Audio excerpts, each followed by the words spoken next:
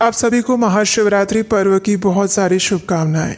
भगवान शिव की विशेष कृपा आप और आपके परिवार पर बनी रहे, यही प्रार्थना करते हैं।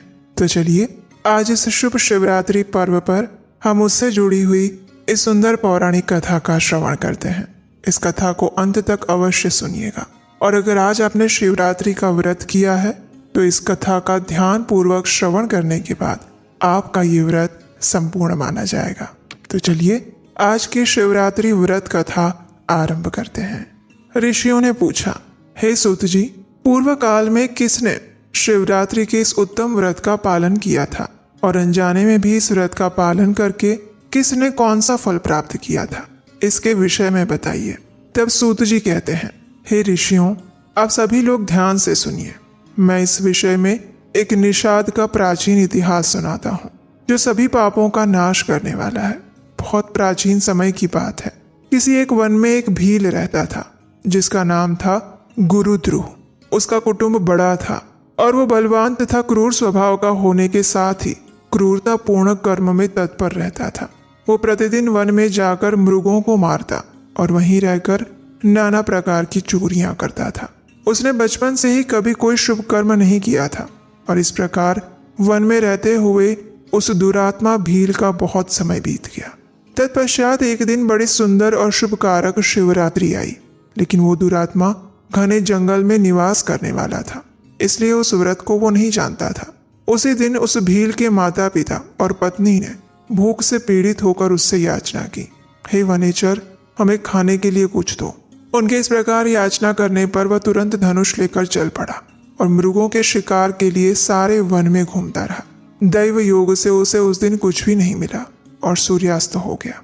इससे उसको बड़ा दुख हुआ और वो सोचने लगा कि अब मैं क्या करूं, कहाँ जाऊं, आज तो कुछ नहीं मिला। घर में जो बच्चे हैं उनका और माता पिता का क्या होगा, मेरी जो पत्नी है उसकी भी क्या दशा होगी।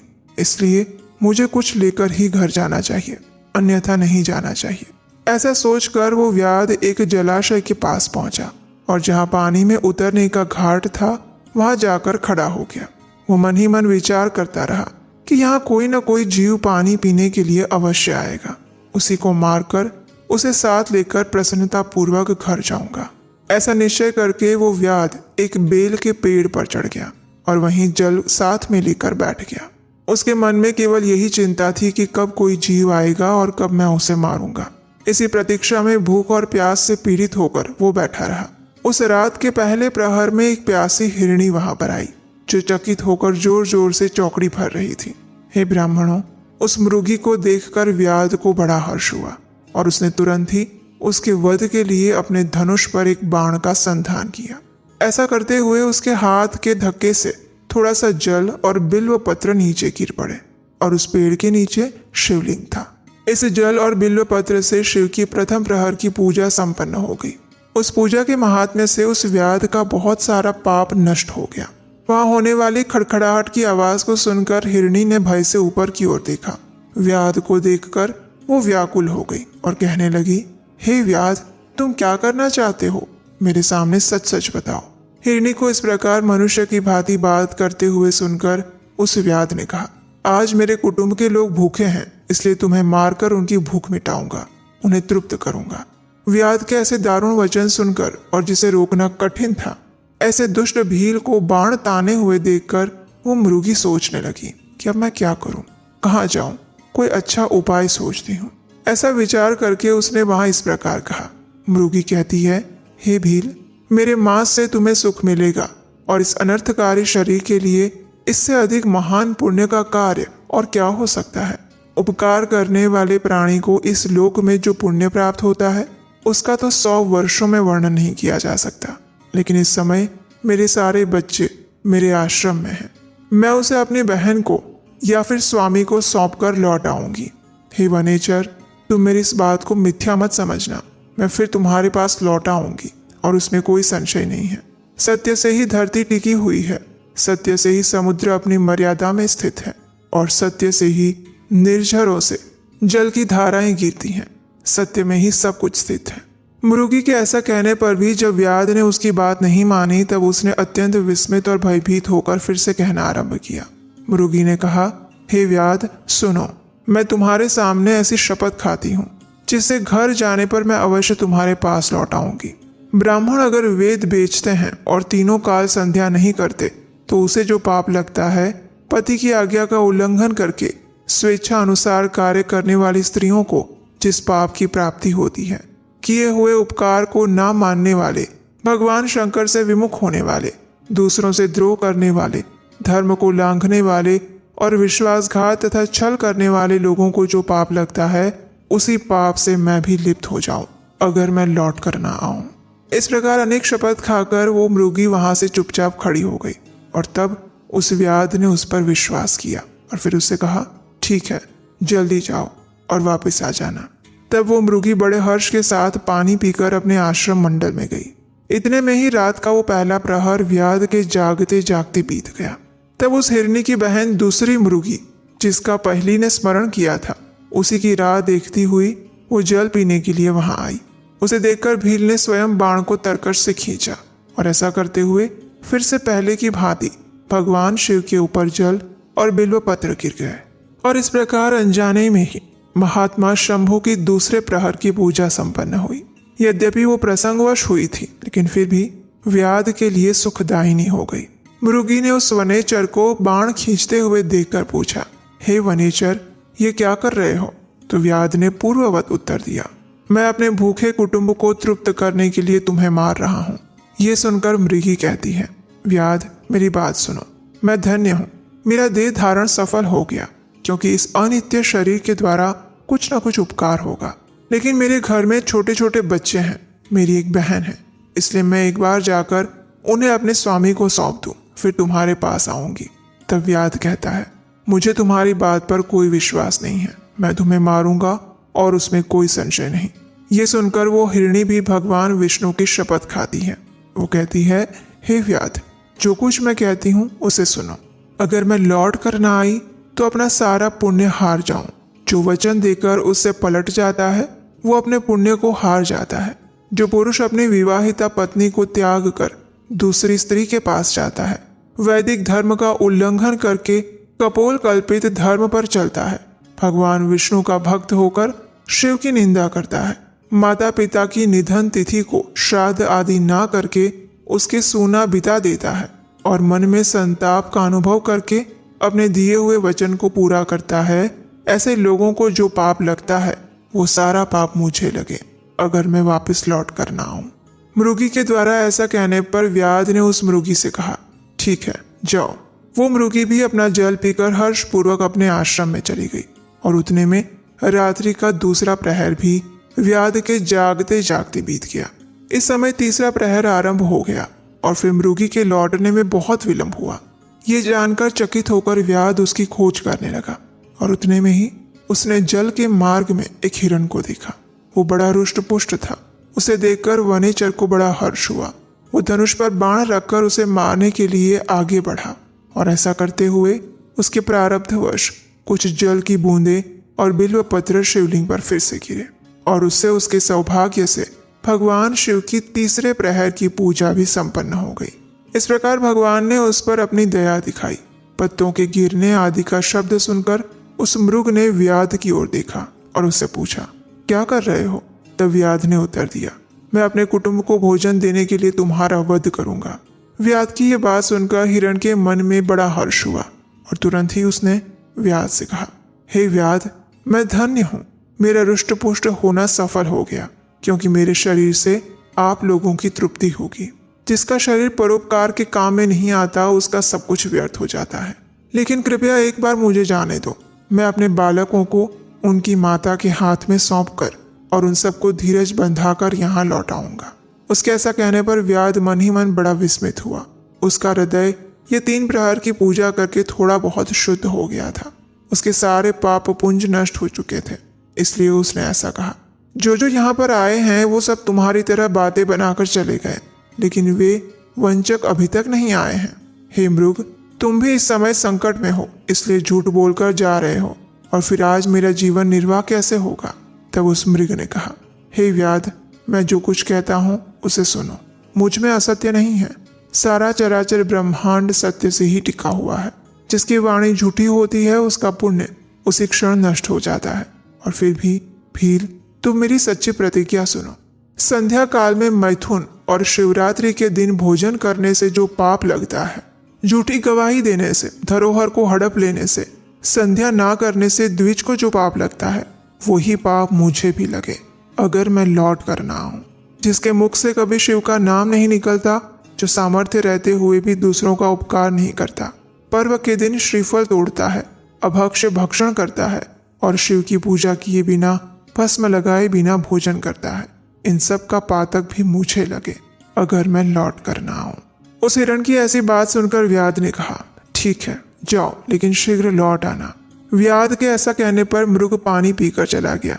वे सब अपने आश्रम पर मिले और तीनों ही प्रतिज्ञाबद्ध हो चुके थे। आपस में एक दूसरे के वृत्तांत को भली भांति सुनकर सत्य के पाश से बंधे हुए उन सब ने निश्चय किया कि वहां पर अवश्य जाना चाहिए। और इस निश्चय के बाद वहां बालकों को आश्वासन देकर वे सब के सब जाने के लिए तैयार हो गए। उस समय सबसे बड़ी मृगी ने कहा, स्वामी, आपके बिना यहाँ बालक कैसे रहेंगे? मैंने ही वहां पहले जाकर प्रतिज्ञा की है, इसलिए केवल मुझको जाना चाहिए। आप दोनों यहीं पर रहिए। उसकी बात सुनकर छोटी मृगी ने कहा, बहन, मैं तुम्हारी सेविका हूँ, इसलिए आज मैं ही व्याध के पास जाती हूँ, तुम यहीं रहो। इन दोनों की बात सुनकर मृग कहता है, नहीं, मैं जाऊंगा। तुम दोनों की बच्चों को आवश्यकता है, शिशुओं की रक्षा माता से ही होती है। स्वामी की ऐसी बात सुनकर उन दोनों मृगियों ने धर्म की दृष्टि से उसे स्वीकार नहीं किया। वे दोनों अपने पति से प्रेम पूर्वक कहने लगी, हे प्रभु, पति के बिना इस जीवन को धिक्कार है। तब उन सबने अपने बच्चों को सांत्वना देकर उन्हें पड़ोसियों के हाथ में सौंप दिया और स्वयं शीघ्र ही उस स्थान को प्रस्थान कर गए जहां व्याध शिरोमणि उनकी प्रतीक्षा कर रहा था। उन्हें जाते हुए देखकर उनके वे सभी बच्चे भी पीछे पीछे चले आए। उन सब ने निश्चय कर लिया था कि इन माता पिता की जो गति होगी वही हमारी भी हो। उन सबको एक साथ आया देखकर व्याध को बड़ा हर्ष हुआ। उसने धनुष पर बाण रखा और उस समय पुनः जल और बिल्व पत्र शिव के ऊपर गिरे। उससे शिव की चौथे प्रहर की शुभ पूजा भी संपन्न हो गई। उस समय व्याध का सारा पाप तत्काल भस्म हो गया और उतने में दोनों मृगियां और मृग कहने लगे, हे व्याध शिरोमणे, शीघ्र ही कृपा करके हमारे शरीर को सार्थक कीजिए। उनकी ऐसी बात सुनकर व्याध को बड़ा विस्मय हुआ। शिव पूजा के प्रभाव से उसको दुर्लभ ज्ञान प्राप्त हो गया था। उसने सोचा, ये मृग ज्ञानहीन पशु होने पर भी धन्य है, सर्वदा आदरणीय है, क्योंकि अपने शरीर से ही परोपकार में लगे हुए हैं। मैंने इस समय मनुष्य जन्म पाकर भी किसी पुरुषार्थ का साधन नहीं किया। दूसरे के शरीर को पीड़ा देकर अपने शरीर को पोसता रहा। प्रतिदिन अनेक प्रकार के पाप करके अपने कुटुंब का पालन किया। हाय, ऐसे पाप करके मेरी क्या गति होगी? मैं किस गति को प्राप्त होऊंगा? मैंने जन्म से लेकर अब तक जो पातक किया है उसका इस समय मुझे स्मरण भी नहीं हो रहा है। मेरे जीवन को धिक्कार है, धिक्कार है। इस प्रकार ज्ञान संपन्न होकर व्याध ने अपने बाण को रोक लिया और कहा, हे श्रेष्ठ मृगो, तुम जाओ, तुम्हारा जीवन धन्य है। व्याध के ऐसा कहने पर भगवान शंकर तत्काल प्रसन्न हो गए और उन्होंने व्याध को अपने सम्मानित और पूजित स्वरूप का दर्शन कराया। कृपा पूर्वक उसके शरीर का स्पर्श करके उससे प्रेम से कहा, हे भील, मैं तुम्हारे व्रत से प्रसन्न हूँ, वर मांगो। व्याध भी भगवान शिव के उस रूप को देखकर तत्काल जीवन मुक्त हो गया और मैंने सब कुछ पा लिया, ऐसा कहता हुआ उनके चरणों के आगे गिर पड़ा। उसके इस भाव को देखकर भगवान शिव भी मन ही मन बड़े प्रसन्न हुए और उसे गुह नाम देकर कृपा दृष्टि देखते हुए उन्होंने उसे दिव्य वर दिए। भगवान शिव ने कहा, हे व्याध, सुनो, आज से तुम श्रृंगवेरपुर में उत्तम राजधानी का आश्रय लेकर दिव्य भोगों का उपभोग करो। तुम्हारे वंश की वृद्धि निर्विघ्न रूप से होती रहेगी। देवता भी तुम्हारी प्रशंसा करेंगे। हे व्याध, मेरे भक्तों पर स्नेह रखने वाले भगवान श्री राम एक दिन निश्चय ही तुम्हारे घर आएंगे और तुम्हारे साथ मित्रता करेंगे। तुम मेरी सेवा में मन लगाकर दुर्लभ मोक्ष को प्राप्त लोगे। इसी समय वे सभी मृग भी भगवान शंकर का दर्शन करके उन्हें प्रणाम करके मृग योनि से मुक्त हो गए और दिव्य देहधारी होकर विमान पर बैठकर शिव के दर्शन मात्र से श्राप मुक्त होकर दिव्य धाम चले गए। और तभी से अर्बुद पर्वत पर भगवान शिव व्याधेश्वर के नाम से प्रसिद्ध हुए जो दर्शन और पूजन करने पर तत्काल भोग और मोक्ष प्रदान करते हैं। हे महर्षियों, वो व्याध भी उस दिन से दिव्य भोगों का उपभोग करता हुआ अपनी राजधानी में रहने लगा। उसने भगवान श्री राम की कृपा पाकर शिव का सायुज्य प्राप्त किया और अनजाने में ही इस व्रत का अनुष्ठान करने से उसे सायुज्य मोक्ष प्राप्त हुआ। फिर जो भक्ति भाव से संपन्न होकर इस शिवरात्रि के व्रत को करते हैं, वे शिव का शुभ सायुज्य प्राप्त कर लें। इसके लिए कहना ही क्या, सभी शास्त्रों और अनेक प्रकार के धर्मों के विषय में अच्छे से विचार करके इस शिवरात्रि व्रत को सबसे उत्तम बताया गया है। और इस श्लोक में जो अनेक प्रकार के व्रत, विविध तीर्थ, भांति भांति के विचित्र दान, अनेक प्रकार के यज्ञ, तप, बहुत से जप, वे सब कुछ इस शिवरात्रि व्रत की समानता नहीं कर सकते। और इसलिए अपना हित चाहने वाले मनुष्यों को इस शुभतर व्रत का अवश्य पालन करना चाहिए। यह शिवरात्रि का व्रत दिव्य है और इससे सदा भोग और मोक्ष दोनों की प्राप्ति होती है। हे महर्षियों, यह शुभ शिवरात्रि व्रत व्रतराज के नाम से विख्यात है। और इस प्रकार सूत गोस्वामी ने शिवरात्रि की महिमा गान करती हुई इस कथा को समाप्त किया। तो ये थी शिवरात्रि व्रत की पौराणिक कथा। आशा है इसका श्रवण करके आप अपने इस शिवरात्रि व्रत को पूर्ण और सफल बनाएंगे। अगर आपको आज की ये कथा अच्छी लगी है तो इस वीडियो को लाइक करके बाकी सभी लोगों को शेयर कर दीजिए, व्हाट्सएप पर, टेलीग्राम पर और बाकी सारे सोशल मीडिया पर, क्योंकि आज के दिन, शिवरात्रि के दिन, इस शिव कथा का श्रवण किए बिना शिवरात्रि का व्रत अधूरा रह जाता है। आपके द्वारा शेयर करने से उन सब के ऊपर भी भगवान शिव की विशेष कृपा प्राप्त होगी। और अगर पहली बार इस चैनल पर आ रहे हैं तो आपके अपने चैनल उपदेशाष्टकम को सब्सक्राइब करके रखिए, क्योंकि यहीं पर हम लेकर आते हैं वेदों, शास्त्रों और पुराणों से ली गई सिर्फ प्रमाणभूत कथाएं, बिना किसी मिलावट के। भगवान शिव की तरह हमेशा शांत, धीर और गंभीर रहना चाहते हैं, लेकिन मन बार बार परेशान करता रहता है। ओवर थिंकिंग से थक चुके हैं और इमोशंस तो इतना ज्यादा ऊपर नीचे हो जाता है कि पूछो मत। मेडिटेशन डेली शुरू करते हैं लेकिन कंसिस्टेंसी नहीं बन पाती है। गुस्सा तो इतना आ जाता है कि बस पूछो मत। अगर इन सभी प्रॉब्लम से आप भी गुजर रहे हैं तो ये कोर्स आपके लिए है। इस शिवरात्रि पर हम आपके लिए लेकर आए हैं एक स्पेशली डिजाइन क्यूरेटेड कोर्स जिसका नाम है द शिवा कोड, जिसके अंदर हम भगवान शिव को तत्वतः जानने का प्रयास करेंगे। उसके अलावा भगवान शिव के जीवन से हम अपनी लाइफ में प्रैक्टिकली क्या सीख सकते हैं वो भी हम जानेंगे। मेडिटेशन को सरल कैसे बनाया जा सकता है, अपने इमोशंस को कैसे कंट्रोल किया जा सकता है और भगवान शिव के पास टाइम से हमें क्या शिक्षाएं मिल रही हैं। और इस कोर्स के एंड में स्पेशल बोनस रहेगा शिवरात्रि के ऊपर में सब कुछ। और उसके अलावा 5 माइक्रो हैबिट्स जो आप अपने जीवन में भगवान शिव के जीवन से उतार सकते हैं। लिमिटेड टाइम ऑफर है तो जल्दी से जाइए, नीचे डिस्क्रिप्शन बॉक्स में लिंक दिया गया है। इस शिवरात्रि भगवान शिव की वास्तविक पूजा करते हैं उन्हें जानने के बाद।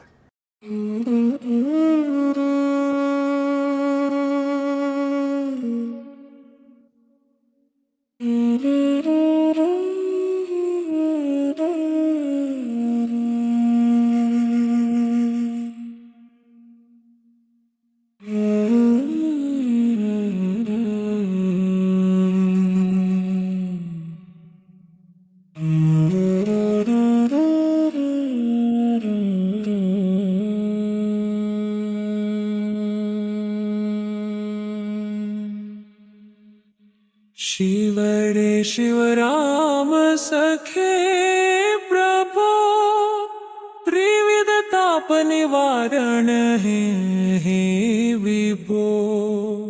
अज जनेश्वर यादव पाहि मां, शिव हरे विजयं कुरु मे वरम्। कमल लोचन राम दयानिधे,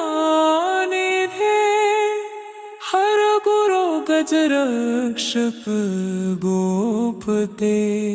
शिवतनो भव शंकर पाहि मां, शिव हरे विजयं कुरु मे वरम्।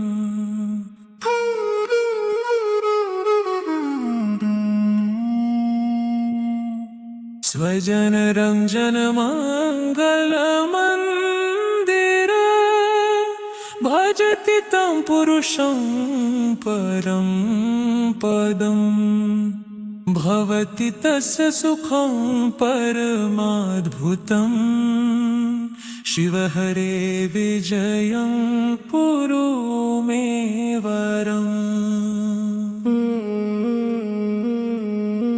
जय युधिष्ठिर वल्लभ भूपते जय जयाजित पुण्य पयोनिधे जय कृपामय कृष्ण नमोस्तुते शिव हरे विजयं कुरु मे वरम्। भव विमोचन माधव मापते सुख विमान सहस शिवारते जनक जारत माधव रक्षमा शिव हरे विजयं कुरु मे वरम्। अवनि मंडल मंगल मापते जलद सुंदर राम रमापते निगम कीर्ति गुणाणव पोपते शिव हरे विजयं कुरु मे वरम्। पतित पावन नाम लता तव यशो विमल परिगीयते तदपि माधव मां किमुपेक्षसे शिव हरे विजयं कुरु मे वरम्। अमरता पर देव रमापते विनयतस्तव नामं धनोपमम् मयि कथं करुणार्णव जायते शिव हरे विजयं कुरु मे वरम्। हनुमत प्रिय चाप कर प्रभो सुरसरित शेखर हे गुरो मम विभो किमु विस्मरणं कृतम् शिव हरे विजयं कुरु मे वरम्। नरहरेति परं जन सुन्दरं पठति शिव राम कृतस्तवम् विष्टि राम रमाचरणाम्बुजे शिव हरे विजयं कुरु मे वरम्। प्रातरुत्थाय यो भक्त्या पठदेकाग्रमानसः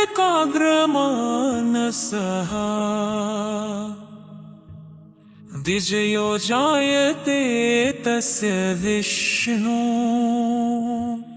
सान्निध्यमाप्नुयात्।